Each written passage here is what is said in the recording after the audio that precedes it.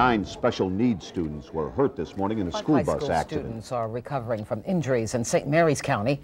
It happened when their school bus ran into a ditch. A scary moment for some Frederick County, Maryland students on their way to school this morning. It's news reports like these that make Jane Konashevsky think twice about letting her 6-year-old twins, Blair and Jake, ride the bus to school. We've had a couple accidents already with buses here in Fairfax County. And one day, 2 buses were trying to pass one another. And I understand that the bus ran off the road and a little girl was injured. I think seatbelts would have made a big difference. Can I have a kiss? Thanks. Can I have a kiss? Bye. Are we going on the bus? Isura Neto agrees. It was her 5-year-old daughter, Isabel, who was injured when that school bus turned over in a ditch. That's the scar from the accident. She had 7 stitches right above her eye, and she could have been blind if it would have hit right in the eye.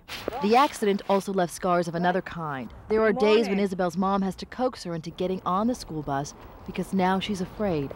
See you, Isabel. Whatever I do. Have a good one. If it was seat belts, she would be secure on her seat instead of just flying down to the front of the bus and get hurt.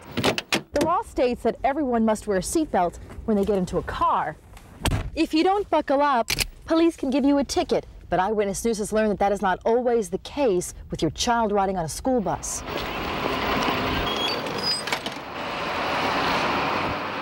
In cars, it helps to have seatbelts. The evidence is just not there to support it as being a real help in school buses. In fact, there is evidence that could say it could, in fact, hurt some kids. But that's not what the National PTA thinks. Last summer, it passed a resolution recommending school buses be equipped with seatbelts.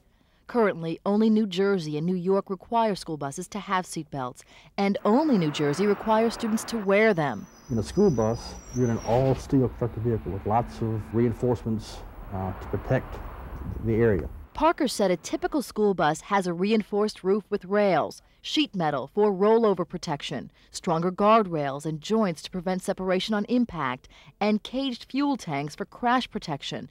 In fact, Parker says a school bus is 172 times safer than a car.